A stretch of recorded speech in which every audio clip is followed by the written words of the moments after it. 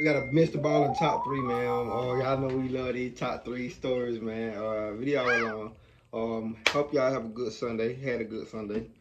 Whenever y'all see this video. Let's go ahead and do it. Mr. Ballin Sunday, man. Almost at 5K. Make sure y'all subscribe.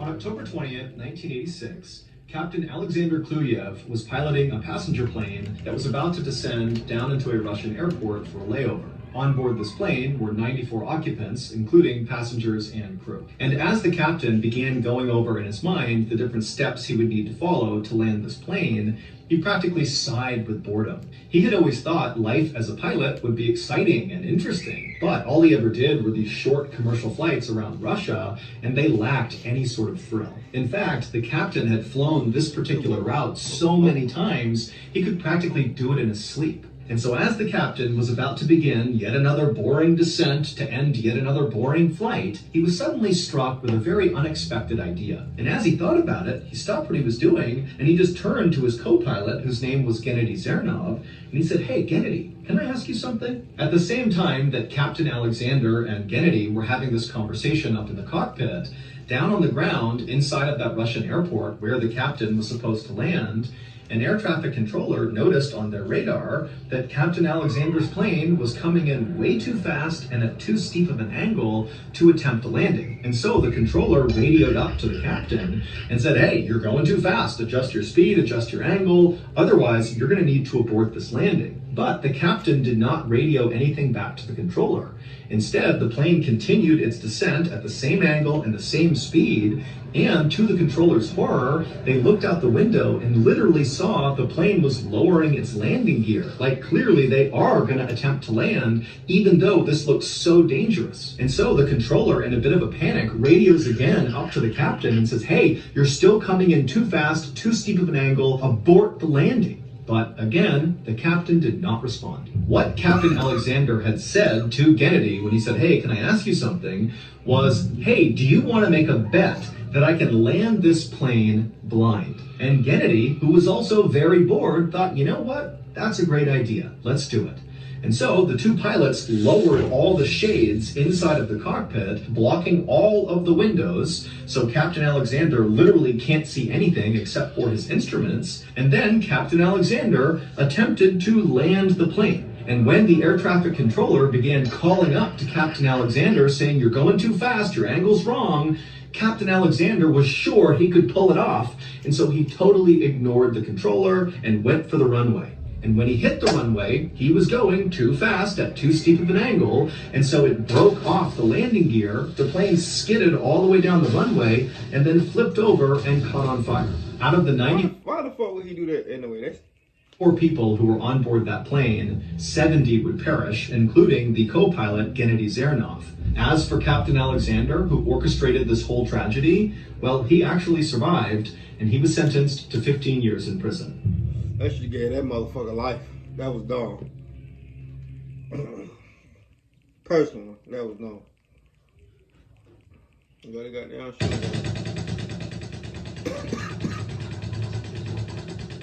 Yeah, that shit was dumb.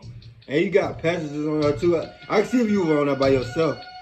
My nigga did this shit where he had passengers on there. It's crazy. August 23rd, 2013, inside of a little home in a Russian suburb, 8-year-old Maria Chelyasheva was hard at work at her kitchen table drawing a picture of a horse. Maria's parents had recently brought her to a farm where she was able to do some pony riding, and ever since then she had become obsessed with horses and ponies. And so as Maria was hard at work on her drawing, her father, 42-year-old Mikhail, was right nearby at the kitchen stove dicing up onions, and as he did, his eyes were kind of watering from cutting the onions, and so he was making a show of turning around and looking at his daughter, pretending to cry, and Maria thought it was very funny. And then at some point, as Mikhail was doing this, he realized he was missing a key ingredient for the dinner he was preparing. So he kind of threw up his hands in exasperation, and then he yelled out into the house to his wife, "Hey, do we have any potatoes?" And from somewhere in the back of the house, Maria's mother called back, "Yes, we do. They're down in the cellar, but they're pretty old." And so Mikhail finished chopping his onions, he threw them into a hot pan, and then he walked out of the kitchen, poking Maria playfully as he walked by, and she kind of laughed at him. And then Maria watched as her father walked through the living room, past Maria's grandmother and brother, and he walked over to this door that was right at the beginning of this hallway, and that door led down into the cellar. And so Maria, she stopped for a moment and just watched as her dad opened the cellar door, began walking down the steps, and he shut the door behind him. And then Maria just went back to coloring in her horse. But after a few minutes, Maria started to smell something really bad, and she looked up and she saw the onions that were on the burner were starting to burn, and smoke was going up into the ceiling, and then suddenly the smoke alarm went off, and as this commotion is happening, Maria's grandmother runs into the kitchen and begins fanning the smoke. She turns off the burner and moves the onions, and then Maria's mother comes running into the kitchen, and she's seeing what's happening, and she's looking around. She doesn't see her husband, and so very frustratedly, she yells out, "Mikhail, you burned the onions. Come in and deal with this." But Mikhail was not on the first floor. He was still down in the cellar. And so Maria's mother knew that, and she was kind of annoyed that he was taking so long down there. And so after muttering something under her breath, she stormed out of the kitchen, walked over to the cellar door, opened it up, went downstairs, shutting the door behind her. Meanwhile, back in the kitchen, Maria's grandmother was now going through the burned onions, looking for any that were salvageable, and Maria had gone back to her horse drawing. But after about 5 minutes, it dawned on Maria that her parents had still not come out of the cellar yet, and it just felt like too much time had passed. They should be up by now. And so Maria stopped working on her picture and just stared down the hall at the cellar door. And at the same time, Maria's grandmother had stopped with the onions, and she too had come over and was watching from right next to Maria down the hall at the cellar door. Both of them just expecting the parents to emerge any second. But as the seconds ticked by, nobody emerged from the cellar. And so finally, Maria's grandmother said, "Okay, I'm going to go see what's going on." And so Maria watched as her grandmother walked through the living room past Maria's brother, who was playing a video game. And then Maria's grandmother, right in front of the closed cellar door, just yelled out, "Hey, are you guys okay down there?" But there was no response from the cellar. And so at this, Maria's grandmother turned around and told Maria's brother to turn off his video game because it was so noisy. Maybe they were calling from the cellar and they couldn't hear them. And so the brother, who was just totally frustrated by this whole situation, he paused his game. And then Maria's grandmother called out again, "Hey, are you guys okay down there?" And this time, when there was still silence, Maria's brother, he just stood up and said, "Okay, why don't we just go downstairs and make sure they're okay? Why aren't we doing that?" And so without waiting for a response from his grandmother, Maria's brother just walked right over to the cellar door. He opened it up and he looked down and he goes, "Look, they're right there." And then the brother began walking down the steps, yelling to his parents, "Hey, come on, when's dinner? What's going on?" And as he did, he shut the door behind him. And so after this, Maria's grandmother walked back into the kitchen and sat with Maria as the two of them stared at the cellar door, expecting their family to return any second now. But they didn't. And so at this point, both Maria and her grandmother were really starting to panic. They could tell something was wrong. And so Maria's grandmother grabbed her phone and called a neighbor and just said, "Hey, can you come over? I think something's wrong. I don't know what it is." And then after Maria's grandmother hung up the phone, instead of waiting for the neighbor to come over, Maria's grandmother just got up and walked right over to the cellar door, then opened the door and began walking down the stairs. But this time, the grandmother left the door open. And so Maria was able to listen from her seat in the kitchen to the sound of her grandmother's footsteps making their way down the stairs. And then at some point, Maria heard what sounded like a distinct thud and then silence. Now, at this point, Maria is terrified. The neighbor has not come over yet. And so without knowing what else to do, she just got up and walked over to the open cellar door and just stared down into the darkness down below. She couldn't see anything, but she was too scared to even call out to her family. And then finally, she just began descending the stairs herself. 10 minutes later, the neighbor who Maria's grandmother had called finally arrived over at their house. He knocked on the front door, but there was no answer. So he tried the doorknob, found it unlocked, so he opened it up and he stepped inside. And right away, he looked around and it was totally quiet. There was nobody on the first floor of the house. But the neighbor immediately heard crying, and he walked around the first floor listening for where it was coming from, and he realized when he got to the top of the open door leading down into the cellar that the crying was coming from down there. And so without a thought, the neighbor just ran down the stairs, and he couldn't believe what he found. He found Maria, the 8-year-old, just crying on the ground, and all around her was her entire family just laying on the ground. Now, the neighbor had no idea what was going on, but sensing clearly there was some sort of emergency based on the call he got and what he was seeing now, he just scooped up Maria, ran upstairs, and ran out of the house and began screaming for help. When help arrived, they would search the house and make their way down into the cellar, and they would discover that Maria's entire family, her grandmother, her brother, her parents, they were all dead. And what had killed them were the very potatoes that Mikhail had gone down to get. It would turn out Maria's mother was right when she warned Mikhail that the potatoes they had downstairs were very old. In fact, they were so old, they had begun to rot, and as they rotted, they produced this toxic fume that did not ventilate out of the cellar. The cellar was totally enclosed, there was no windows, and the family had this habit of always shutting the door whenever they went down into the cellar.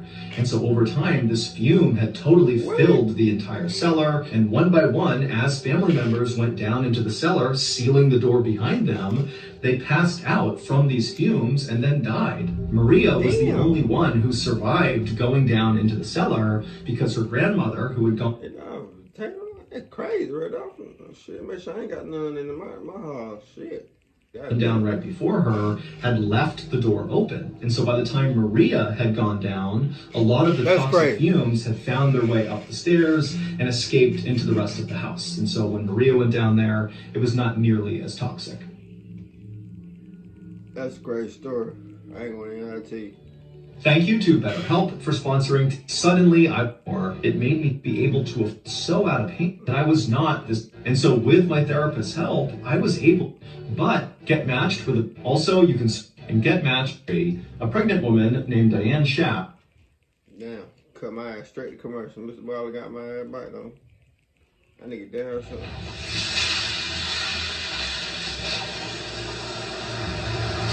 Sat inside of a hospital room in the city of Fulda, Germany, staring anxiously at the nurse who was doing her blood pressure. When the nurse was done, she would tell Diane that her blood pressure was still too high. And so Diane, she sighed, and she was pretty upset by this, but at the same time, she wasn't all that shocked. After all, Diane had come to the hospital because she thought something was wrong with her.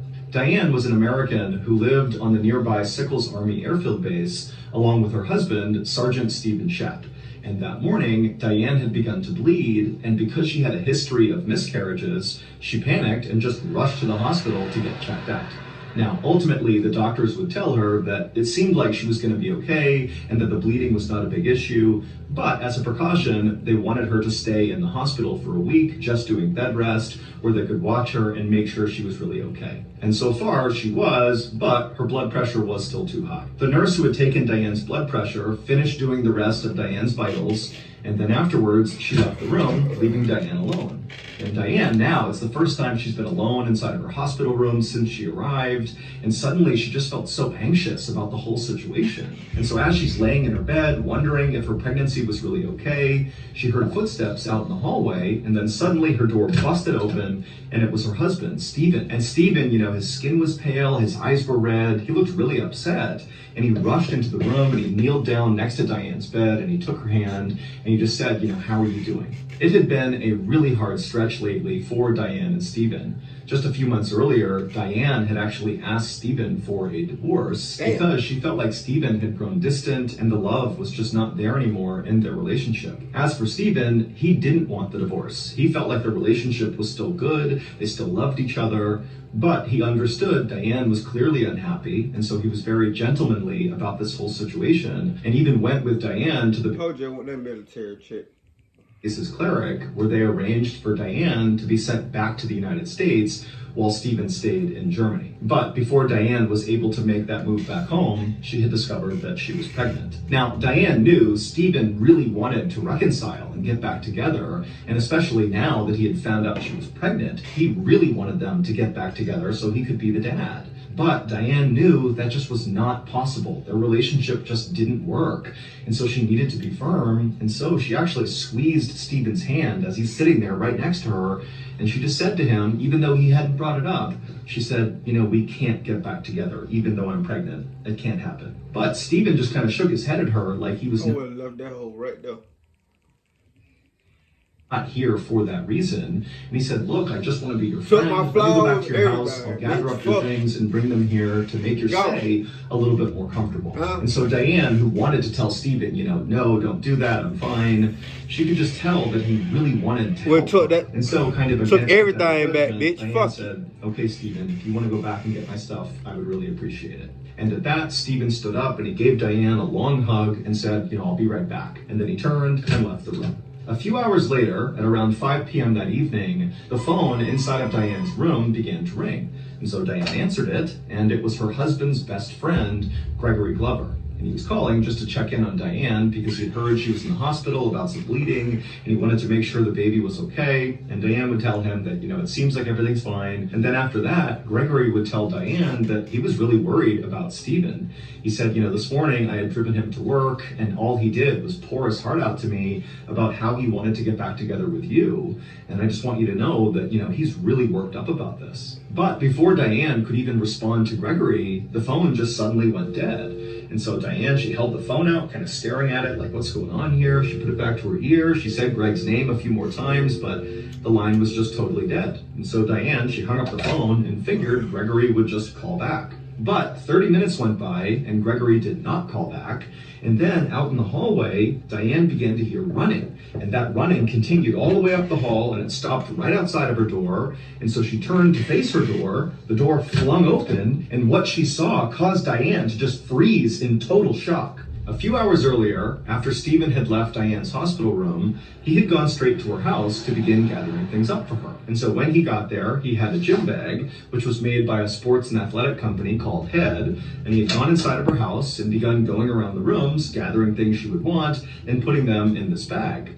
And at some point, Stephen made his way into Diane's bedroom, and suddenly he was just kind of overcome with sadness because he looked around the room and he saw there were still pictures up from their wedding day, and there was a card that was face down on the bedside table that he recognized, and just all of these different things he was seeing just suddenly made him feel so depressed about losing his marriage. And so Stephen, instead of continuing to gather up things for Diane, he just began pacing back and forth inside of her bedroom, thinking about ways he could potentially win Diane back. Maybe there was a gift he could give her or some sort of offering or gesture that would show her that he still loved her very much. And so as Stephen was thinking about this, he happened to glance down at his gym bag and suddenly he felt totally inspired, like he knew exactly what he needed to do. And so without another thought, Stephen grabbed something off of the mantelpiece inside of Diane's bedroom, he threw it inside of his gym bag, then he grabbed the bag and walked out of her house. Once Stephen was outside, he had a big smile on his face, he was even whistling as he walked, and he went down and he got into his car and he drove off. But instead of going to the hospital where Diane was, Stephen began driving in these weird loops all around Sickles Army Airfield Base, almost like he was going on a joyride. But as he was driving, Stephen was constantly scanning left and right, like he was looking for something. And then at some point, as he did one of his many loops, Stephen passed by the mess hall, the cafeteria, and he saw all the soldiers going in and out of this mess hall, and he thought, oh, that's where it will be. The thing I need is inside of there. And so Stephen, he parked his car. What the fuck is that you need, buddy? The fuck? Got out and he rushed inside of the mess hall, but after looking all around, he couldn't find the thing he wanted, and so frustrated, he turned and walked out of the mess hall. But when he went back outside, as he was walking back to his car, something out of the corner of his eye caught his attention, and he looked over, and it was this phone booth right on the sidewalk up against the road. And he couldn't believe it, but there it was. There was the thing right near this phone booth that Stephen desperately wanted. And so Stephen, instead of going to his car, just began walking in a straight, very determined line towards this phone booth. Welcome to Bigo, where connections come alive. Anytime, anywhere. What the fuck? He had me. I thought he finna, you know what I'm saying? I thought he finna off himself. I ain't gonna lie. No, I thought at first. I thought he was gonna off himself. Diane heard those running footsteps out in the hall. I thought he was gonna off himself at first. That's why I kept looking like that. Away, and then her door flung open and she froze in shock at what she saw, because what she saw was her husband, and he had this totally crazed look on his face, like he was smiling but kind of deranged, and he was holding that Head gym bag. And he walked in holding the bag and just stared directly at Diane, and then he opened it up, he reached inside, and he pulled out his special gift the thing he had been driving all around base for, that he had found inside of that phone booth, and he walked up to Diane and he put it right in her face and said, look what I brought you, look. And by this point, Diane was screaming bloody murder. It would turn out when Stephen first arrived at Diane's hospital room that morning, and he had knelt down and taken her hand and asked if she was okay, Diane had been very firm with him that they could still not get back together even though she was pregnant. Now, this was crushing news for Stephen because he did secretly hope that this baby would bring them back together, but what Diane told Stephen next was infinitely more crushing. She would say to Stephen that the real reason they could not get back together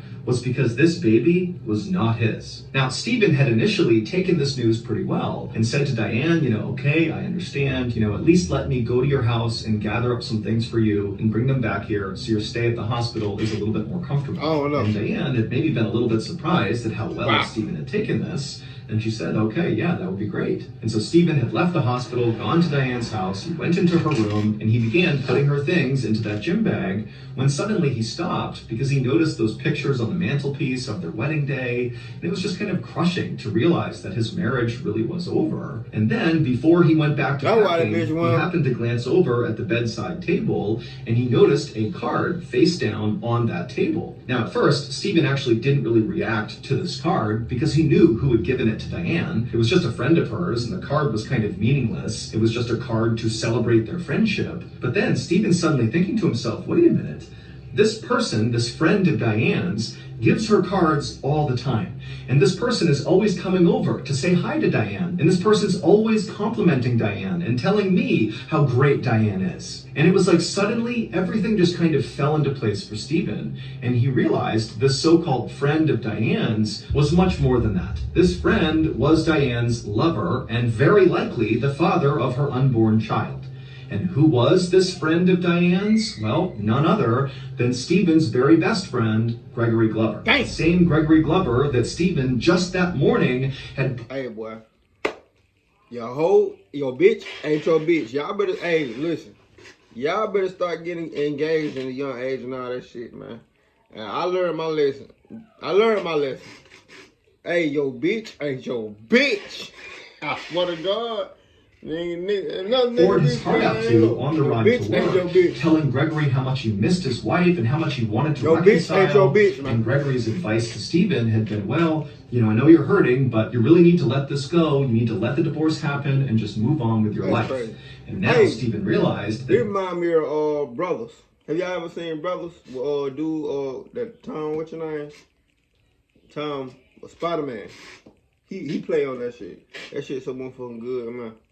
Heartbreaking too, though. Shit crazy. Your own brother will fuck you wild when you in the military. It's crazy. Gregory wanted Stephen to end his relationship with his wife so Gregory could have a relationship with Diane. And so Stephen felt unbelievably betrayed. And that was when he decided to get a gift for Diane. What kind of gift? And so he grabbed a knife that was on the mantelpiece inside of Diane's bedroom. He threw it inside of his gym bag. He got in his car and he began driving around the base looking for Gregory. And after Stephen had gone into the mess hall and then come back out again, he had spotted Gregory on the phone inside of that phone booth. And Stephen had immediately run over, opened it up, grabbed Gregory, pulled him out, and begun stabbing him. Now, Stephen didn't know this, but at the time he attacked Greg was literally on the phone with Diane. I forgot. And so when that call suddenly dropped, Diane expected Gregory to call her back. That's fucked up. The call really hadn't dropped. It was just that Gregory had been pulled away and was being attacked. Gregory, who was totally caught off guard, tried his best to defend himself against Stephen, but Stephen was just crazed, and he kept hacking away until finally Gregory had stopped moving. And then at some point, Stephen stood up and kind of caught his breath, and he's looking around at all these onlookers who can't believe what they're seeing. And Stephen said, I'm sorry. He grabbed some things off the ground, put them inside of his head bag. And he took the bag, he ran to his car, drove to the hospital, ran through the hospital to Diane's room. He flung the door open, and Diane is shocked to see him. And Stephen walks in with this crazed look on his face, and he holds up the bag, he unzips it, and pulls out Gregory's severed head. And he holds it right in front of Diane and says, look what I brought you, look. And he placed it... He cut the nigga head off, cuz. Oh my God. Found right on the bedside table, looking directly at Diane. And so I was gonna say he deserved to screaming, and stab. people began Damn. rushing into the room. Meanwhile, Stephen just sat in the corner calmly, waiting to be arrested. What? Ultimately, Stephen would be tried by a military court, and he would be sentenced to life in prison. What? That is a crazy fucking story. The following is about the most famous serial killer that you've never heard of. One morning in 1912, in a little town in Iowa, a neighbor went over to the Moore family's home and they knocked on their door. The baby one here, it would hit As home, the boy. waited, they looked around Man, the I would the property I and would they do the saw the same Moore thing. family had not tended to any of their farm animals that day, I ain't gonna which was lie. very odd. And so the neighbor, who was starting to feel concerned, knocked again on the door, but there was still no answer. And so they got the police. And when the police showed up, they went inside that house and they discovered an absolute massacre. The Moore family were all dead, and the only clue police had as to what happened to them was an axe that was found inside their house. And as police began investigating this crime, they quickly discovered that this was far That was a from crazy isolated fucking event. story. To hear this full story, listen to the latest episode of the Bedtime. I'm gonna look on Mark too, but it was a crazy ass story. Back when he here with homeboy, I had a feeling that was what it was too. Cause why would you be on the phone? Why would you call my wife? That's crazy. And he put all the pieces together. That shit is fucking crazy. I would have did the same thing too. I ain't gonna need to lie to you. That's some fucked up shit. Betrayal shit. That being said, give me a thumbs up. I should subscribe. I hope y'all had a good Sunday. And have a good Sunday. That's right, man.